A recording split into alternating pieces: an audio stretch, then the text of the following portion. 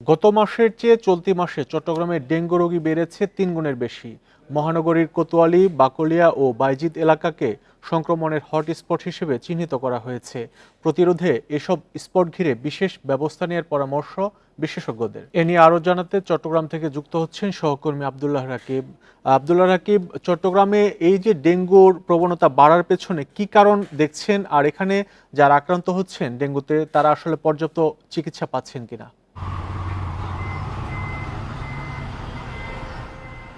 পর্যাপ্ত চিকিৎসার বিষয়টি সরকারিভাবে এবং বেসরকারি হাসপাতালগুলো তারা নিশ্চিত করছে। সরকারিভাবে যে তথ্য তারা বলছে যে পর্যাপ্ত যে কিট অর্থাৎ ডেঙ্গু শনাক্তকরণের যে কিটগুলো আছে, এছাড়া যে চিকিৎসা ব্যবস্থা সেটি আসলে হাসপাতালগুলোতে পর্যাপ্ত পরিমাণে মজুদ আছে এবং চিকিৎসা ব্যবস্থা যে ব্যবস্থাপনায় সেটিও চট্টগ্রাম মেডিকেল কলেজ হাসপাতাল, জেনারেল হাসপাতাল, পাশাপাশি বিআইটিআইডি যে একটি বিশেষায়িত হাসপাতাল রয়েছে চট্টগ্রামে, সেখানেও চিকিৎসা রোগীরা সে চিকিৎসা খুব ভালোভাবে পাচ্ছেন বলে জানিয়েছে চট্টগ্রামের সিভিল সার্জন কার্যালয়। এছাড়া চট্টগ্রাম বেসরকারি পর্যায়ে চট্টগ্রামের পর্যাপ্ত পরিমাণে হাসপাতালগুলো রয়েছে, সেখানেও সেবা মিলছে কাঙ্ক্ষিতভাবে। তবে যেটি হয়েছে আসলে ডেঙ্গু মশা নিয়ন্ত্রণে যে ব্যবস্থা সেটি একটু ধীরগতি দেখছি আমরা। চট্টগ্রাম সিটি কর্পোরেশন যেহেতু এই বিষয়টি তদারকি করে থাকে, তারা যে পর্যায়ে গত বছর আমরা দেখেছি তাদের কার্যক্রম সেটি এই বছর খুব একটা চোখে পড়ছে না।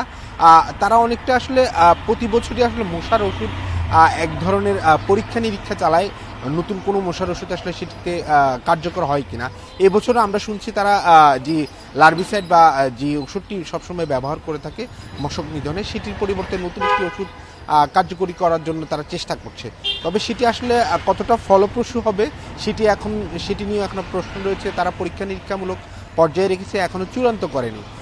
এছাড়া যে ফগিং করার বিষয়টি, যেটি আমাদের বিশেষজ্ঞরাও বলছেন যে দিনে রাতে দুবার আসলে সকাল এবং সন্ধ্যায় মূলত এই সময়গুলোতে উড়ন্ত বা লার্ভা নিধনে যে ফগিং করার বিষয়টি সেটি নিশ্চিত করতে বারবারই বলা হচ্ছে। কিন্তু আমরা এলাকাগুলোতে অর্থাৎ চট্টগ্রাম সিটি কর্পোরেশন যে 41টি ওয়ার্ড রয়েছে, সেই 41টি ওয়ার্ডে সেই পরিমাণ ফগিং বা মশক নিধন কার্যক্রম আমরা দেখছি না। এবং নগরবাসী যারা সেসব এলাকার বাসিন্দা রয়েছে তাদেরও অভিযোগ, তারা ব্যক্তি পর্যায়ে হয়তো যারা যেসব এলাকায় আবাসিক এলাকা রয়েছে সেই আবাসিক এলাকার কমিটি তারা ব্যক্তি পর্যায়ে সেটি নিশ্চিত করার চেষ্টা করছে। কিন্তু একই সাথে মশার যে জন্ম নেওয়ার যে জায়গাগুলো, বিশেষ করে যে 3টি হটস্পট বলা হচ্ছে, এই এলাকাগুলো অনেকটা শ্রমঘন এলাকা এবং এখানকার জনবসতি অনেক বেশি।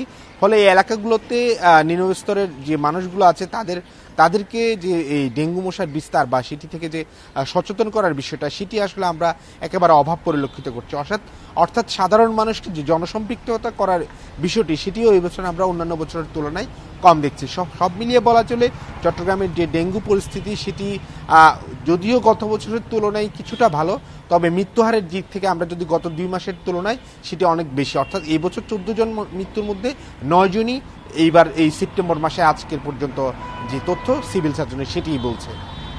এক মাসে চট্টগ্রামে 3 গুণ ডেঙ্গু রোগী বেড়েছে, সে খবর জানাচ্ছিলেন সহকর্মী আব্দুল্লাহ রাকিব।